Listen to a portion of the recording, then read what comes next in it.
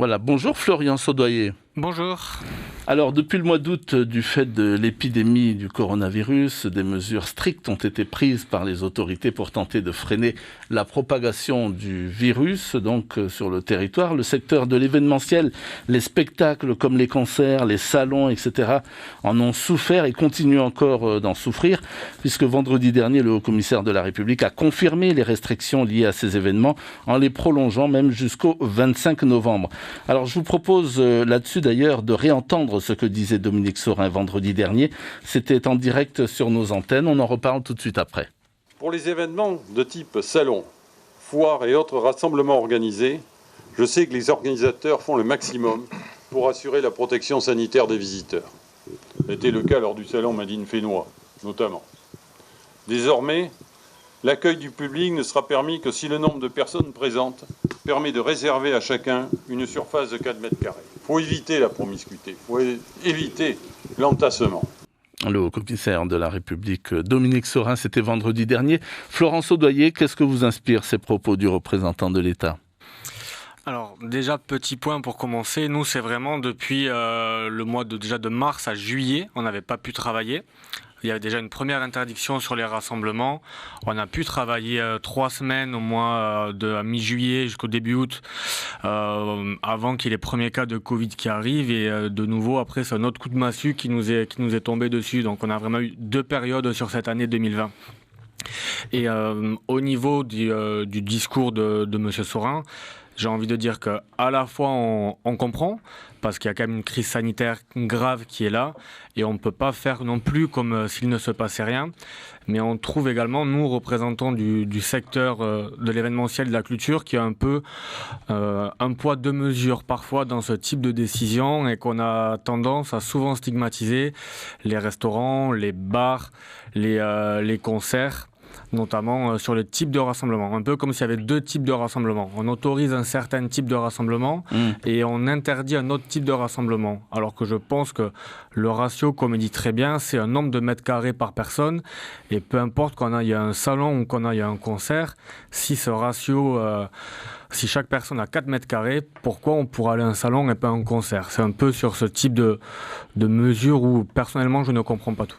Qu'est-ce que vous avez envie de dire aux autorités aujourd'hui, précisément là-dessus ? Bon, on va faire simple. Si on n'a pas le droit de travailler, tout simplement, qu'on nous aide financièrement, car c'est des mesures très, très contraignantes. Je parle là pour ma société, je pense au nom de mes autres collègues. On a dû travailler 2 mois et demi depuis le début de l'année. Je mets au défi quiconque de tenir depuis le mois de janvier avec 2 mois de salaire. Et vous verrez que ça sera très très compliqué. Et dans notre cas personnel, pour beaucoup, on a des employés. On n'est pas tout seul, on ne pense pas qu'à nous. Et je pense qu'également, on fait travailler tout un écosystème derrière.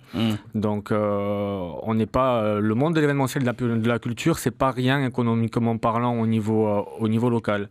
Donc, si ça continue comme ça, je pense qu'à terme, toutes les sociétés d'événementiel risquent de faire faillite sur le Fénois. Oui. Le secteur dont vous vous occupez très précisément, c'est lequel, vous ?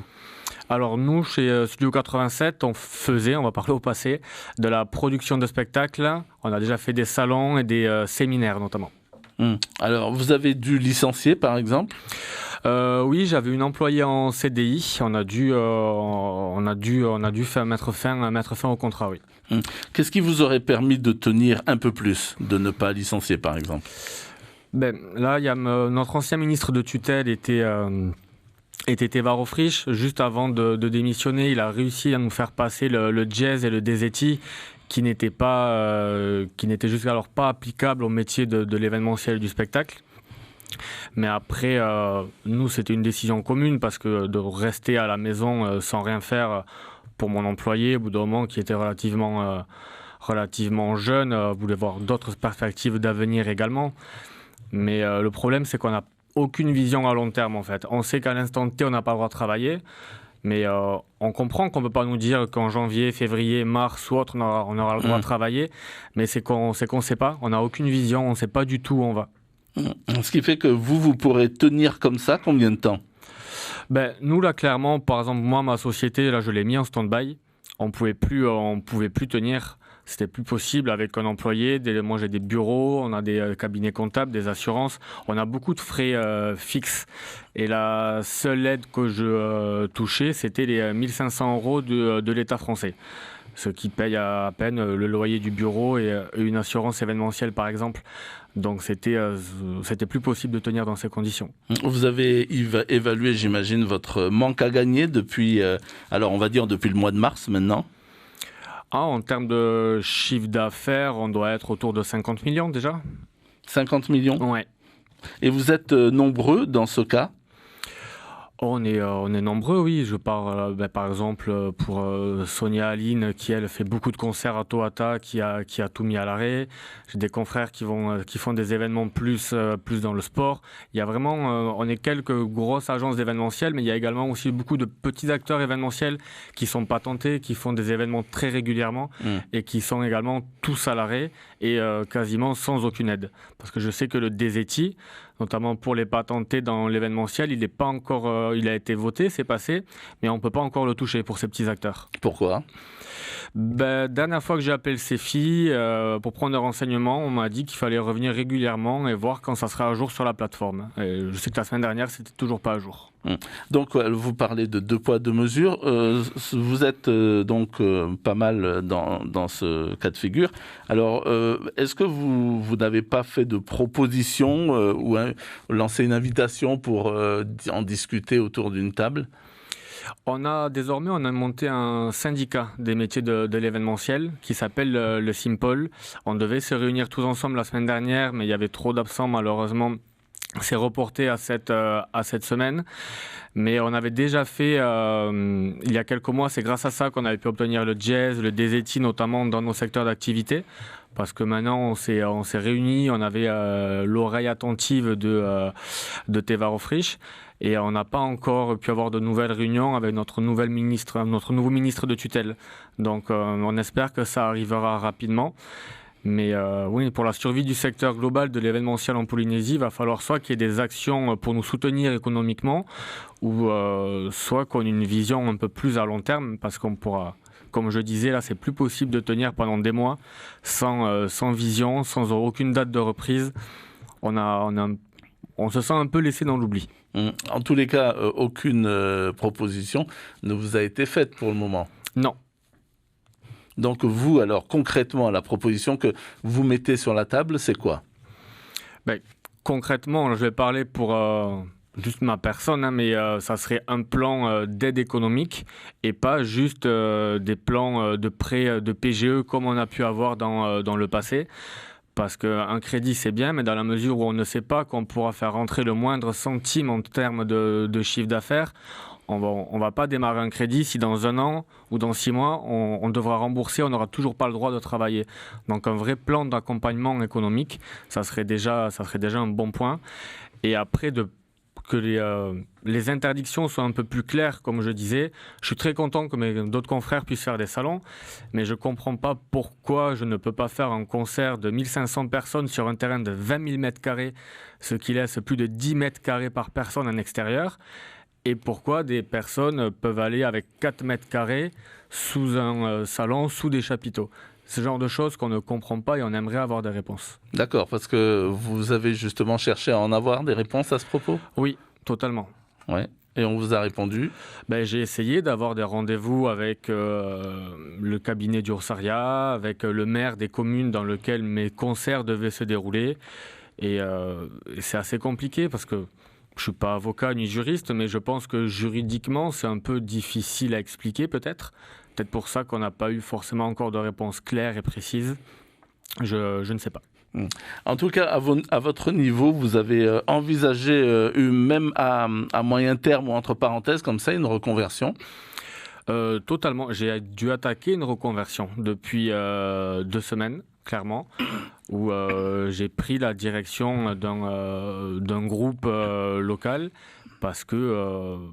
on va pas parler d'urgence, mais au bout d'un moment, j'allais finir SDF. C'était pas possible. On pouvait plus tenir. Par exemple, ma société avait 2 ans d'existence.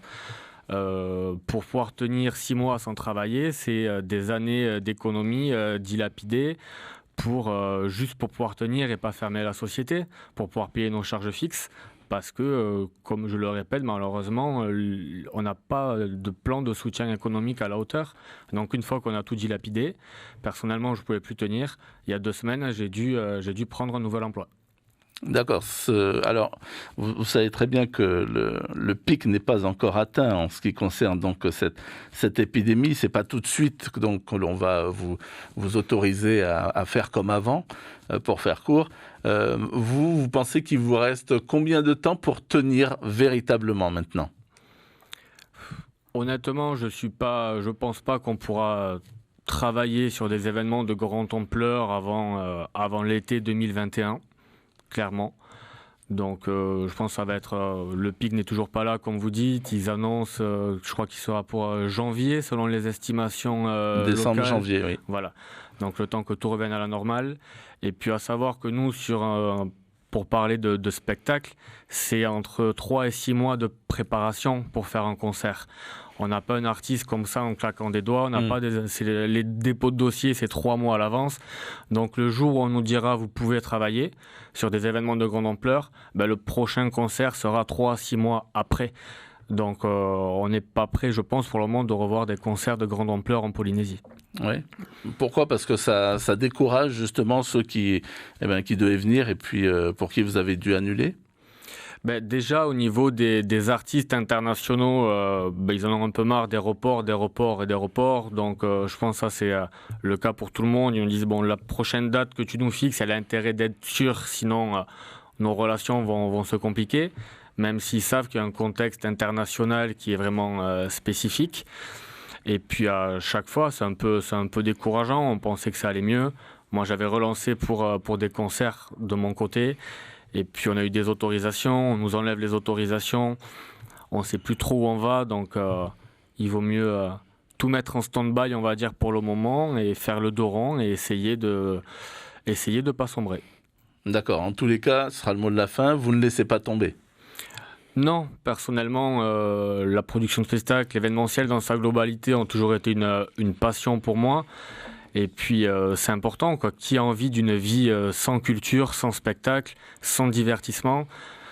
Personnellement, c'est pas ce que je veux pour mes enfants plus tard. Et donc on va essayer de se battre, nous les acteurs de l'événementiel, pour résister à cette crise et pouvoir proposer au public polynésien dans les années à venir une pléthore culturelle à la hauteur. Donc on va essayer de tenir, on se serre tous les coudes en tout cas, pour passer cette épreuve. Merci beaucoup Florian Saudoyer d'avoir accepté notre invitation. Je rappelle que vous êtes chef d'entreprise dans l'événementiel et que votre entreprise est à l'arrêt, alors non pas depuis le mois d'août, mais depuis, vous nous l'avez dit, le mois de mars. Vous avez, cela dit, créé un syndicat de l'événementiel et puis vous trouvez donc qu'il y a 2 poids et 2 mesures dans l'application, donc des mesures prises par les autorités. Merci beaucoup.